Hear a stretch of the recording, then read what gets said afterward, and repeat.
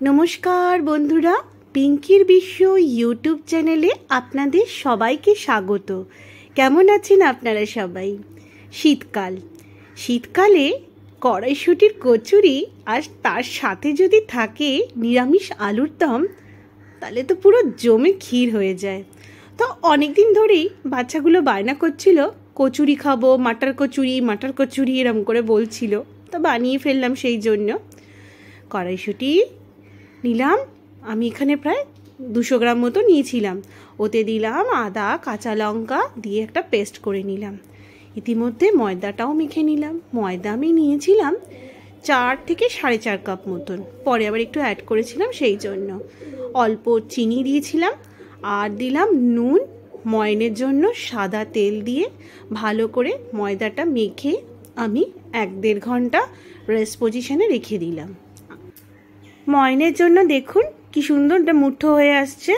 এরপরে আমি গরম জল দিয়ে ময়দাটা মেখেছিলাম। গরম জলে ময়দা মাখলে কি হয়, ময়দাটা বেশ নরম থাকে। আমি 1 ঘন্টা রেখে দিলাম রেস্টে। তারপরে আমি একটা ভাজা মশলা করে নিলাম, গরম মশলা আর গোটা ধনে, গোটা জিরে, শুকনো লঙ্কা। তাওয়াতে আমি ওই 30 সেকেন্ড থেকে 40 সেকেন্ড ভেজে নিয়ে গুঁড়ো করে নিয়েছিলাম। একটু দাঁড়া করে গুঁড়োটা করেছিলাম, আমি হামানদিস্তাতে করেছিলাম যাতে মুখে একটু পরে ভালো লাগে। এরপরে দিলাম আমি কড়াইতে সর্ষের তেল। এটা আমি পরিমাণ মতন নিয়ে আপনারা দেবেন, আমি দিয়েছিলাম ধর ওই 2 চামচ মতো। এতে দিলাম আমি হিং।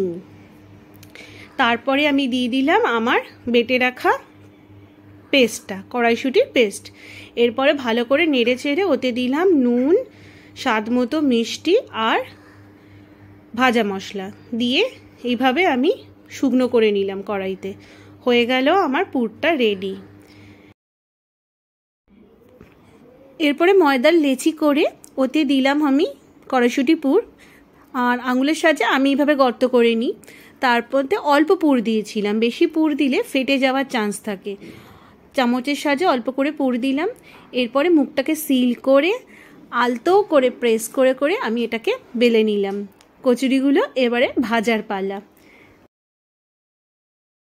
তারপর সাদা তেল গরম করে কচুরিগুলো ভেজে নিলাম। হয়ে গেল আমার কড়াইশুঁটির কচুরি। এই আমার পুর ভরা কড়াইশুঁটির কচুরি।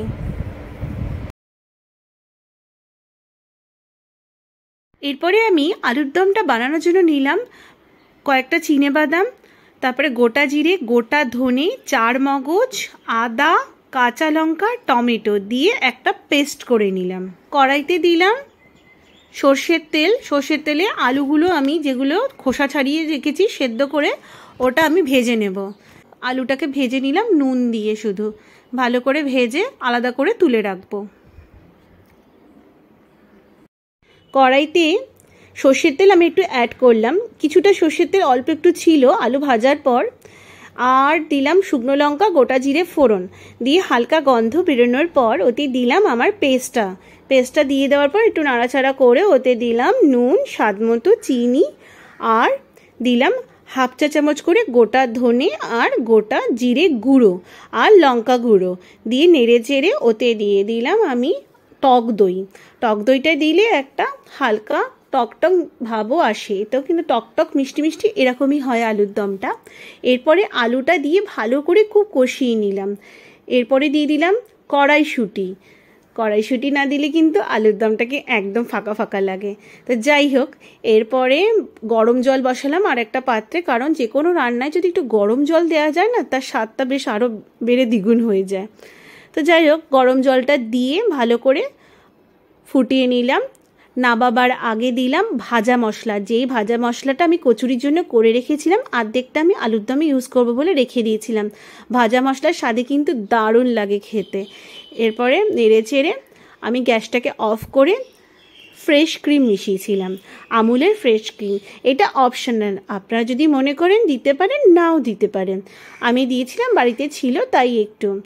এরপরে হয়ে গেল আমার কচুরির সাথে গরম গরম আলুর দম আর নলের গুড় দিয়ে কিন্তু দারুণ কম্বিনেশন। সবাই শীতকালে এইটা বানিয়ে এনজয় করুন, বাচ্চাদেরকেও খুশি করুন। আর ধনেপাতাও দিয়েছিলাম আলুর দমে, তাহলে যদি আমার চ্যানেলটা ভালো লাগে একটা লাইক শেয়ার সাবস্ক্রাইব করে দেবেন। এখনকার মতন চলুন, টাটা।